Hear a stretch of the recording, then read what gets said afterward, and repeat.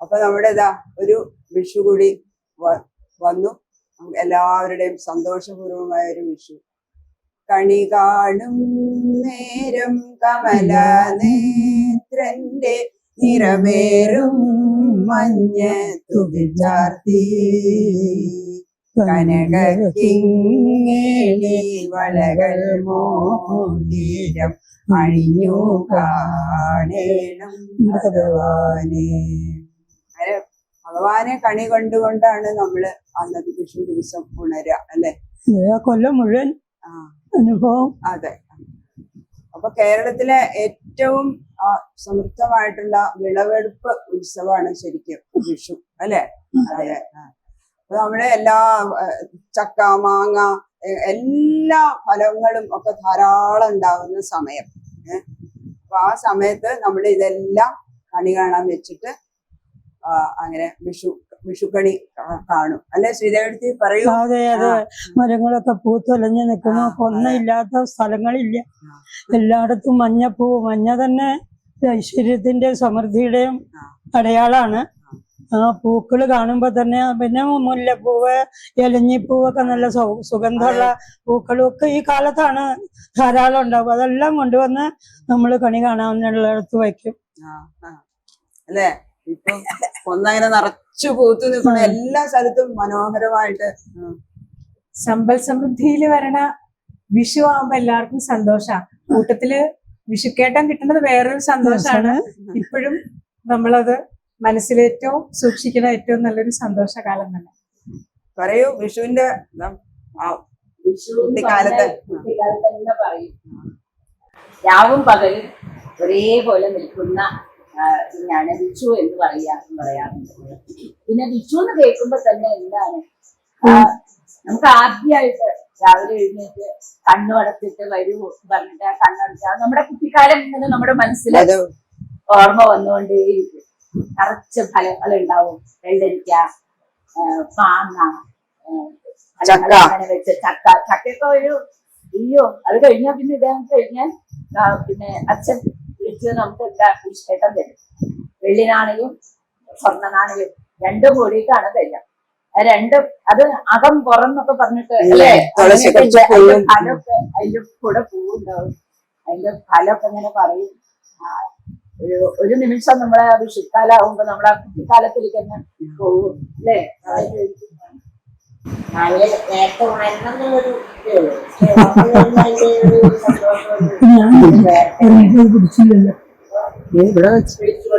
പങ്കെടുത്തുകൊണ്ടേ കണി കാണിച്ച് എല്ലാം വേറെ വേറെ കണക്ക് സ്വർണ്ണം മല്ലി ഫലങ്ങള്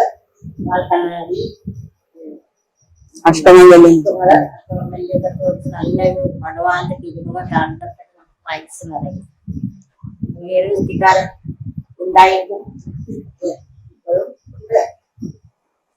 ആ പൂമച്ചരെ അത് വലിയ സന്തോഷമാണ്. അച്ഛൻ്റെ അത് കഴിഞ്ഞ് അപ്പുറത്ത് പോയി വലിയച്ഛൻ തരും, പച്ചക്കറി തരും, അങ്ങനെ എല്ലാവരും പോയി മേടിക്കും.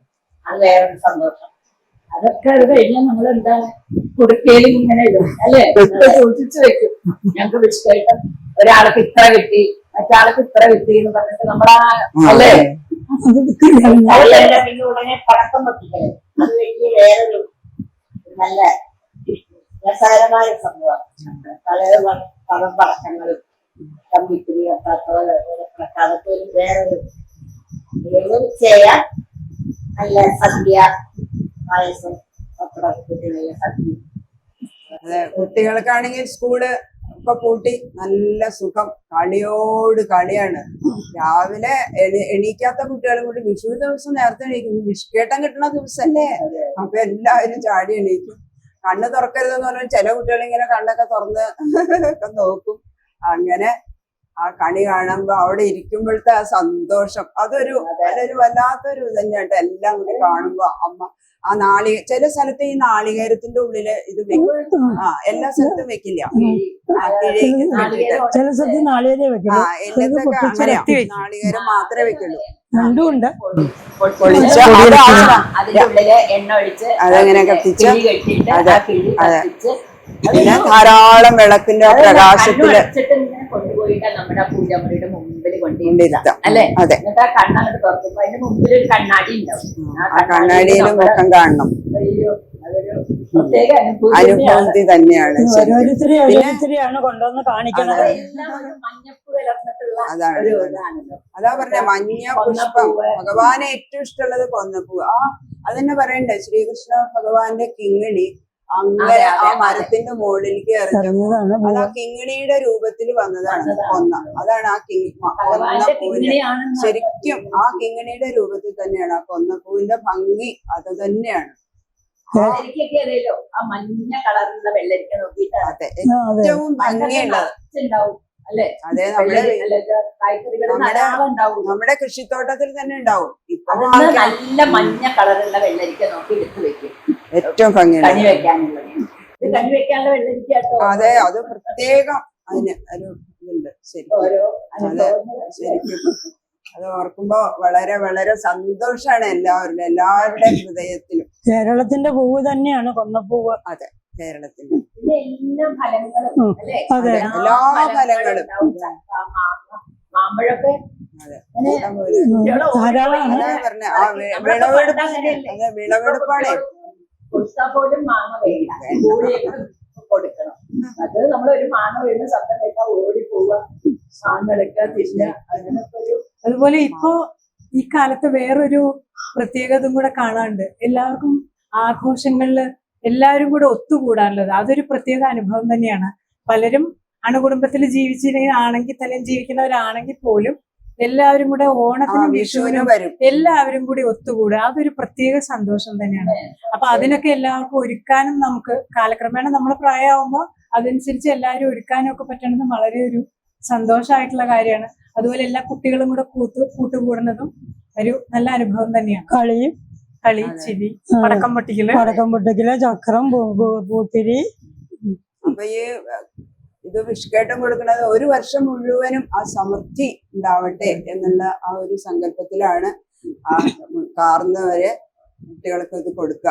അപ്പൊ കുട്ടികൾക്ക് ഒരു അവരുടെ മുഖത്തുള്ള ആ സന്തോഷം കാണണം. അപ്പൊ അത് കുട്ടികൾക്ക് രാവിലെ നീക്കാനൊക്കെ മടിയാണെങ്കിലും വിഷുവിന്റെ അന്ന് മടിയില്ല, വിഷുവിന്റെ അന്ന് എണീക്കാൻ മടിയില്ല.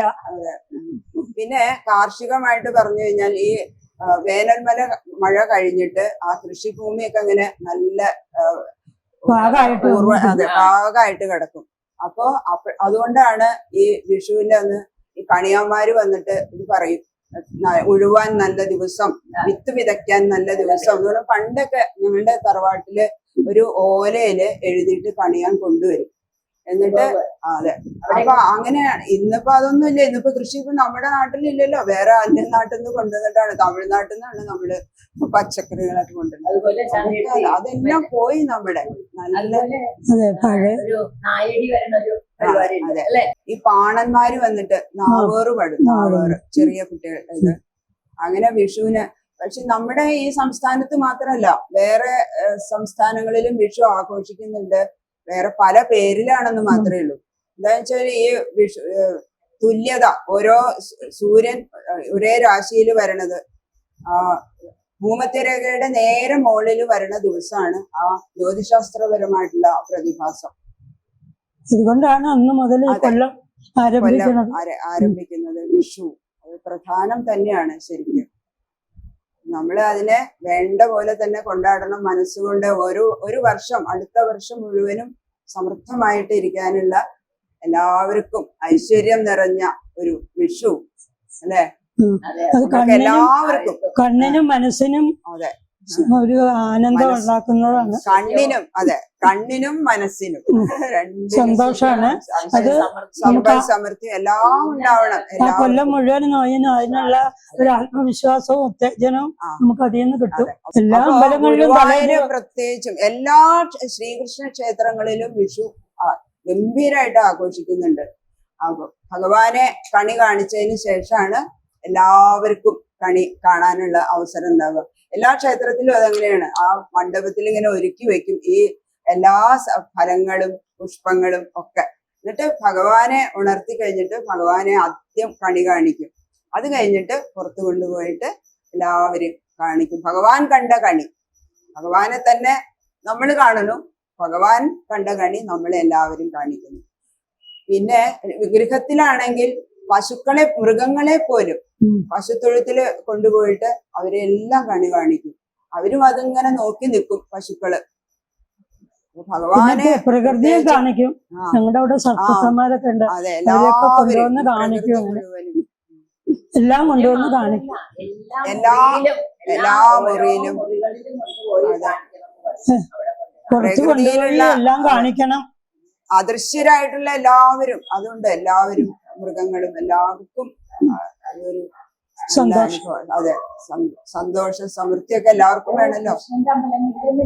അല്ല അങ്ങനല്ലോ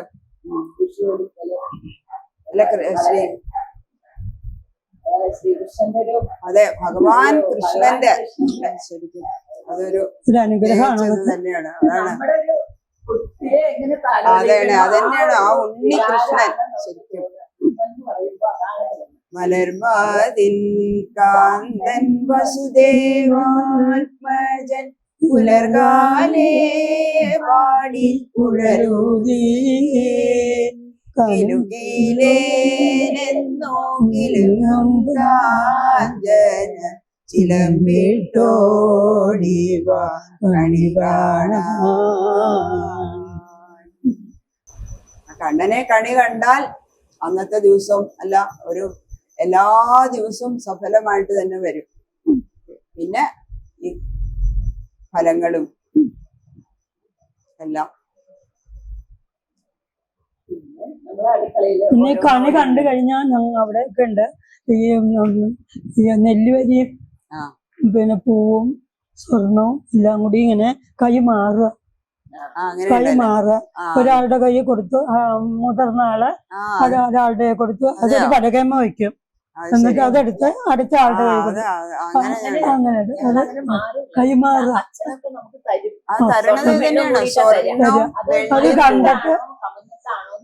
അത് കണ്ടിട്ട് നമ്മളും കാണണം, അവരും കാണണം. അതെ, അത് മലർന്നിട്ടാണ് വരുന്നത് വെച്ചാൽ ആ കൊല്ലം മുഴുവൻ ഐശ്വര്യാണ്. കൈമാറുക പറയാ, ഓരോരുത്തർക്കും കൈമാറി കൊടുക്കും. അതല്ല, ഈ സ്വർണം എല്ലാവർക്കും കൊടുക്കാൻ പറ്റില്ലല്ലോ. അപ്പൊ സ്വർണം, വെള്ളി, കോയിനും പിന്നെ മറ്റേതും കൂടിയിട്ട് ഉണ്ടാവും. അതെ, എല്ലാം കൂടിയിട്ടാണ് കൊടുക്കുക. എന്നിട്ട് മറ്റേ നാണയം കിട്ടിക്കഴിഞ്ഞാൽ ഈ സ്വർണം വെള്ളി തിരിച്ചു കൊടുക്കണം. അത് കഴിഞ്ഞിട്ട് ഓരോരുത്തർക്കും, അതെ, അതാണ് ഈ കൈമാറണത്, അതായിരിക്കും അല്ലേ? ആ, ഓരോരുത്തർക്കും അത് വേണല്ലോ ഈ സ്വർണം. അതെ, അത് വേറെ.